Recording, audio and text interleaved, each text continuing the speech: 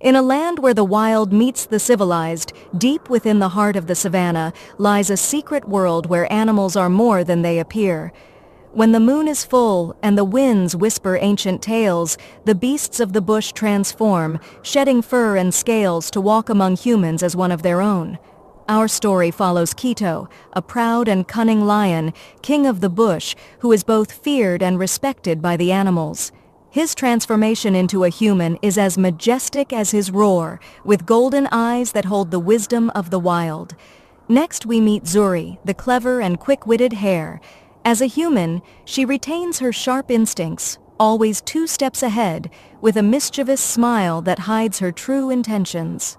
Then there is Jabari, the mighty elephant, whose gentle nature as a human belies the strength and memory of a creature who has witnessed the changing world for generations.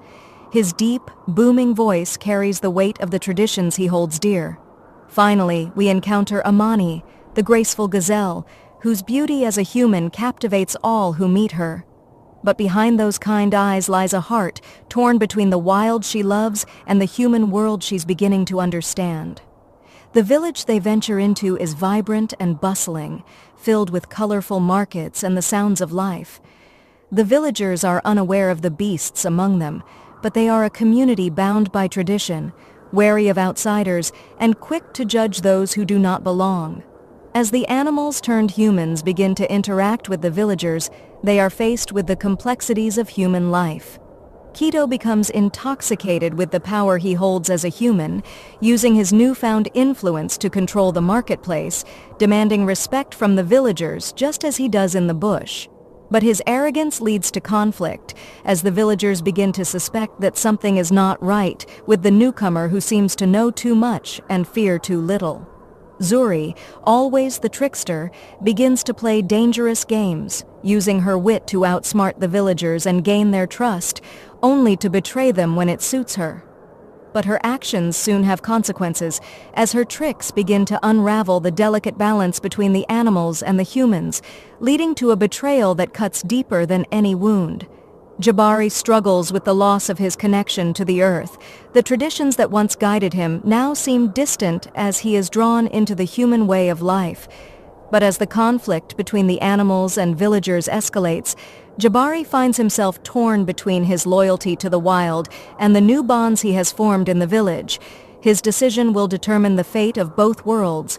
Amani finds herself drawn to a young villager, Mwangi, whose kindness and understanding make her question everything she knows about the divide between animals and humans.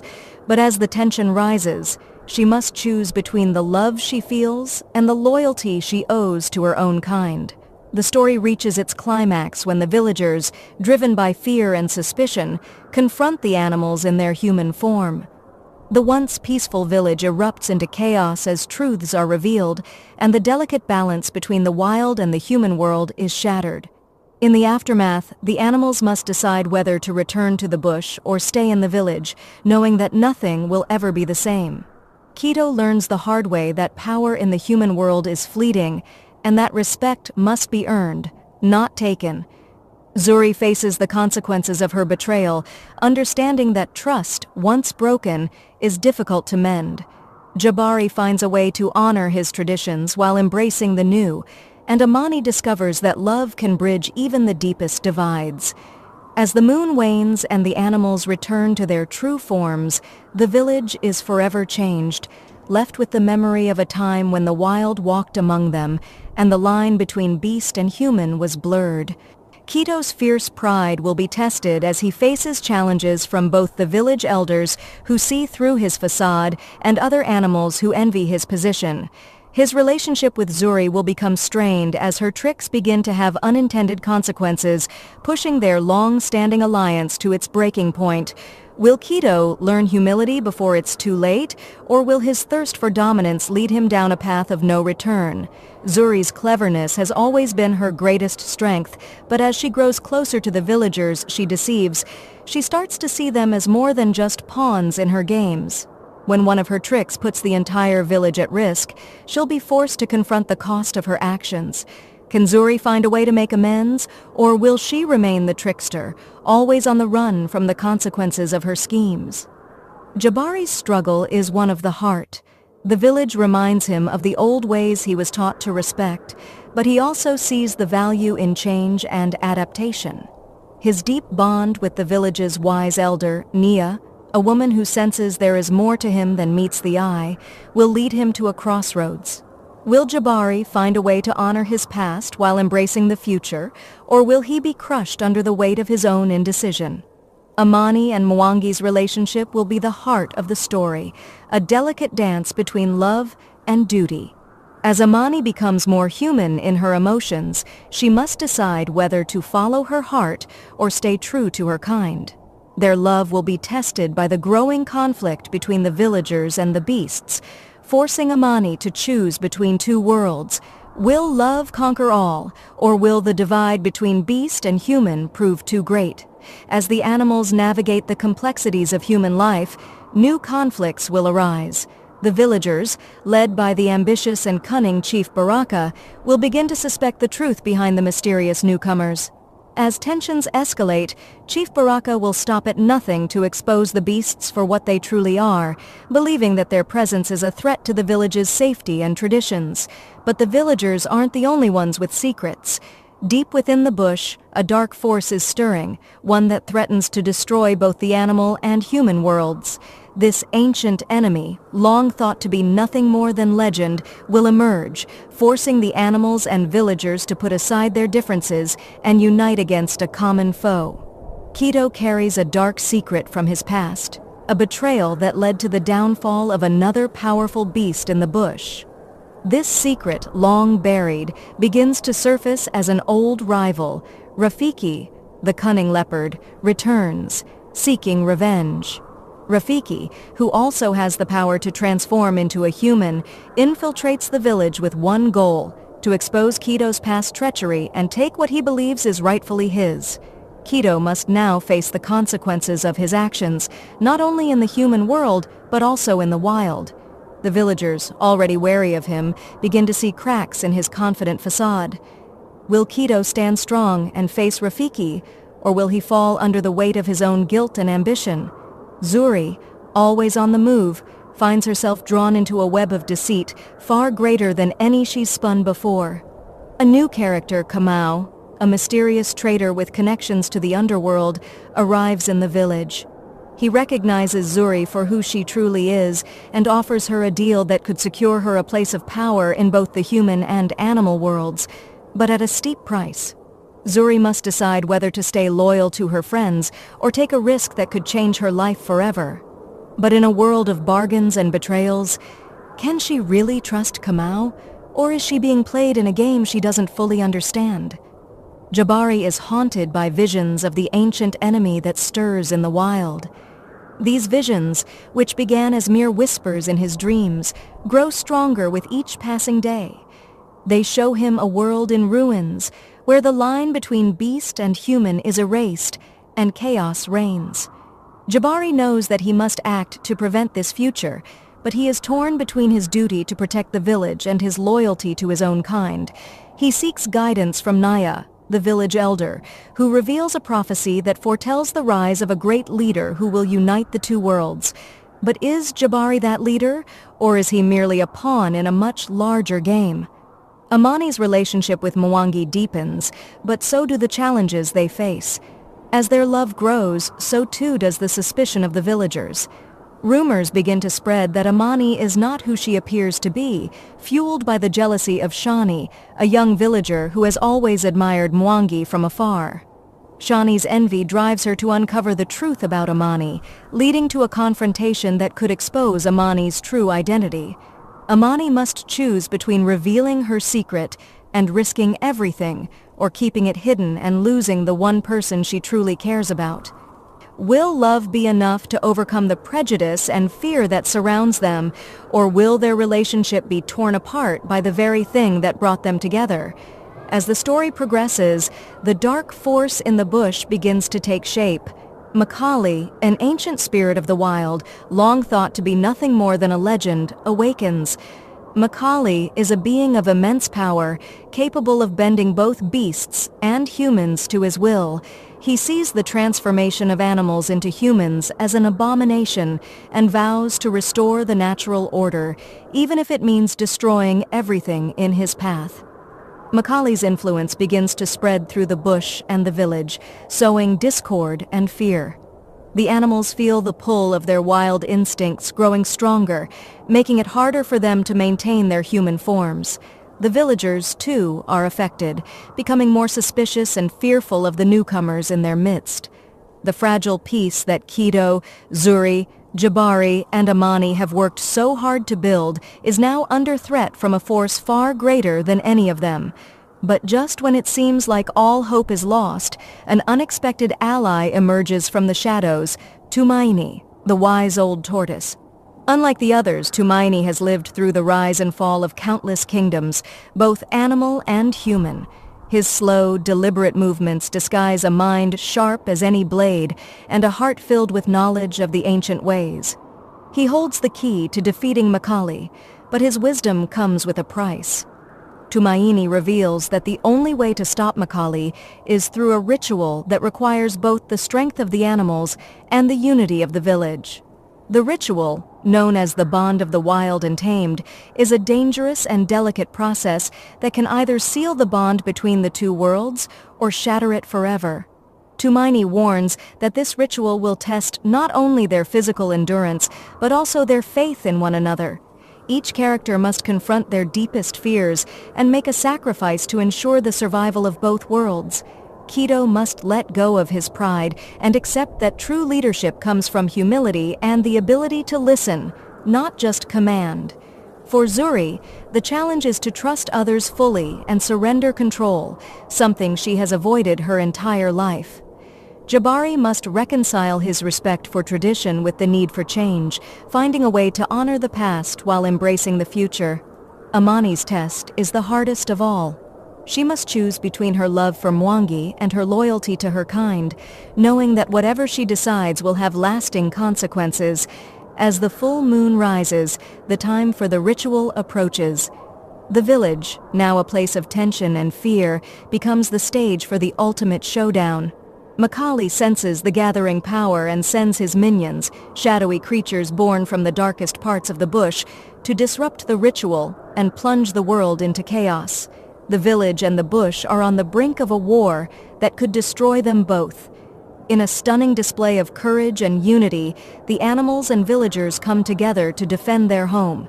Kido leads the charge, his roar echoing across the savannah, while Jabari uses his immense strength to hold back the tide of darkness. Zuri and Amani work together to protect the ritual site, their combined wit and grace outmaneuvering Macaulay's forces at every turn. The villagers, inspired by the bravery of their animal allies, join the fight, wielding their tools and traditions as weapons against the encroaching darkness. As the battle rages, Tumaini guides them through the final steps of the ritual. With each sacrifice, the bond between the wild and the tamed grows stronger. The air crackles with energy as the villagers and animals chant in unison, their voices merging into a powerful force that resonates through the earth. Just as Macaulay prepares to strike the final blow, the ritual reaches its climax. A blinding light erupts from the ritual site, enveloping the entire village and the surrounding bush. The shadowy creatures dissolve into nothingness, and Macaulay, caught in the light, is stripped of his power. His form shifts and warps, revealing the true nature of his spirit, a force of chaos that can only exist in the absence of balance. With Macaulay defeated, the light begins to fade, leaving behind a transformed world. The village and the bush, once separate and at odds, now stand as one. The animals find that they can no longer fully return to their wild forms, their time as humans having changed them forever. The villagers, too, have been altered, their eyes open to the magic and wonder of the world beyond their village walls. Kido, Zuri, Jabari, and Amani emerge from the battle as heroes, their bonds with each other, and the villagers stronger than ever. Tumaini, having fulfilled his role, quietly returns to the bush. The village elders, led by Chief Baraka, recognize the need for a new way of thinking. They declare a new era of cooperation between the villagers and the transformed animals. In the bustling city of Lagos, Nigeria, a woman named Adan, known for her remarkable voice but ostracized for her weight, struggles to find love and acceptance. The story revolves around her journey of self-discovery, family conflict, forbidden love, betrayal, and eventual redemption. Adan is introduced as a talented singer who is shunned by society and her family because of her weight. Despite her gift, she lives a lonely life, with only her music as her companion. Her father, Chief Okafor, is ashamed of Adan, believing her size brings dishonor to the family. Her mother, Kioma, is more compassionate but too weak to stand up to her husband. Adan meets a kind-hearted man, Emeka, who appreciates her for who she is. However, he's already betrothed to another woman, making their growing friendship and feelings taboo. Rumors spread about Adan and Emeka's closeness. The community and her family start to suspect something more than just friendship, putting Adan in a precarious position. Chief Okafor confronts Adan about her relationship with Emeka, warning her that any scandal will ruin their family's reputation. Adan is torn between her feelings for Emeka and her duty to her family. Adan and Emeka continue to meet in secret. Their bond deepens, but the fear of being caught looms over them. Adan starts to realize she has feelings for Emeka. Emeka proposes that they leave Lagos together and start a new life where they can be free from societal judgments. Adan is tempted but unsure if she can leave her family behind. Emeka's engagement to his betrothed, Nneka, is announced. Heartbroken, Adan decides to distance herself from him, believing their love was never meant to be. Adan's silence becomes her rebellion. She stops singing and isolates herself from the world. Her family is relieved, thinking she's finally accepted her place, but inside, she's drowning in sorrow. A mysterious stranger, an elderly woman named Mama Ijoma, offers Adan an opportunity to reclaim her voice and her life. She teaches Adan that her worth is not tied to her appearance. Adan begins singing again, this time with more passion and purpose. Her voice becomes a symbol of resistance against the oppressive standards of beauty and love. Emeka returns to Adan, confessing that he cannot marry Nneka because his heart belongs to her. Adan is conflicted but agrees to give their love a chance. When Chief Okafor learns of Adan's reunion with Emeka, he explodes with rage, disowning her and cutting her off from the family. Adan is devastated but determined to live her life on her own terms. Adan and Emeka marry in a small, secret ceremony. Despite the modesty of the event, it's a joyous occasion, symbolizing their defiance against societal norms. Nneka, bitter and vengeful, discovers the secret wedding and informs Adan's family, hoping to ruin her happiness. She also spreads rumors throughout Lagos, turning public opinion against Adan and Emeka. The Okafor family is shamed publicly. Chief Okafor's business suffers and their social standing is tarnished. He blames Adan for everything, worsening their estrangement. Adan uses her voice to fight back, performing a powerful song at a public event that calls out the hypocrisy and cruelty of society. The performance is a turning point, garnering her both admiration and scorn. Tensions between Adan and her family grow as they refuse to forgive her. The community is divided, with some supporting Adan's boldness while others condemn her.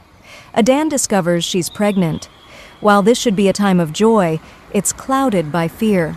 She worries about how her child will be treated in a world that has rejected her. Kioma secretly visits Adan, begging her to return home and make peace with her father.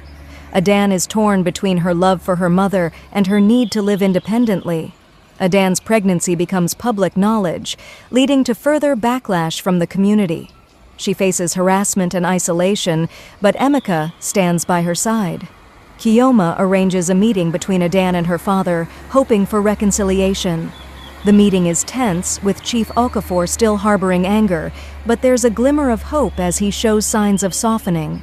Adan gives birth to a daughter, Hope. The birth symbolizes a new beginning for Adan, who vows to raise her daughter in a world where she will be loved and accepted for who she is. Mama Ijeoma returns, offering wisdom and guidance to Adan as she navigates motherhood. She helps Adan understand that her journey is far from over and that she must continue to fight for her place in the world. Chief Okafor, realizing the error of his ways, makes a public apology to Adan. The gesture is a major turning point, but their relationship remains strained. Adan, Emeka, and their daughter move to a new part of Lagos, where they start fresh. The move symbolizes a new chapter in their lives, away from the shadows of their past. Adan's music career takes off as her songs of love, pain, and defiance resonate with people across Nigeria. She becomes a symbol of strength and resilience. Nneka, now regretful of her actions, approaches Adan with an offer to help her succeed in the music industry.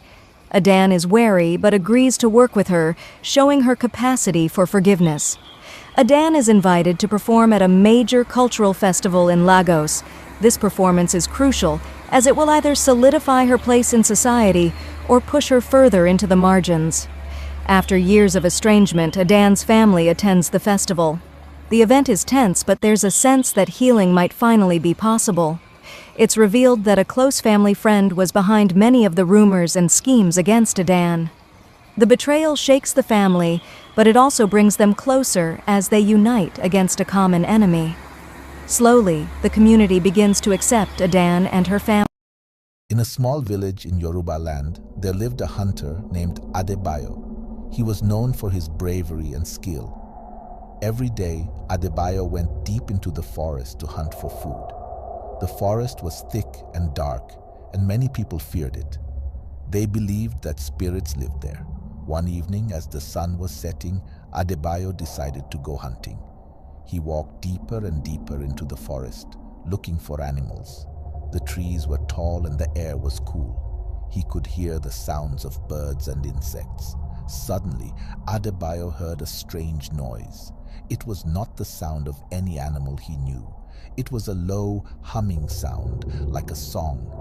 He followed the sound, curious to find out what it was. As he walked, the forest became darker. The trees seemed to close in around him. He saw a faint light in the distance and moved towards it. When he got closer, he saw a figure sitting on a rock. It was a man, but not like any man Adebayo had seen before. His skin was dark and shiny, and his eyes glowed in the dim light. "Who are you?" Adebayo asked, trying to keep his voice steady. The man looked up and smiled. "I am a spirit of the forest," he said. "I have watched you for many years, Adebayo. You are a brave hunter." Adebayo felt a chill run down his spine.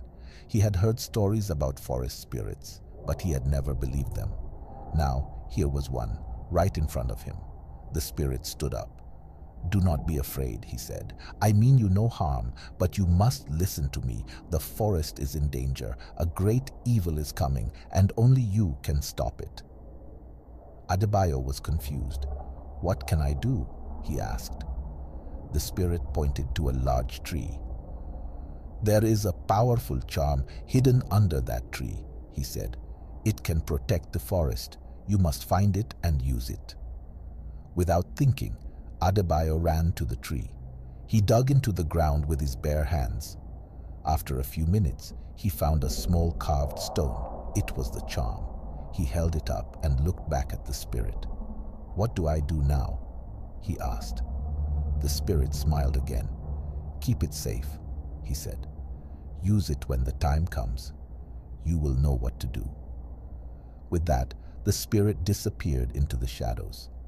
Adebayo stood there, holding the charm. The forest was quiet again. He felt a strange sense of calm.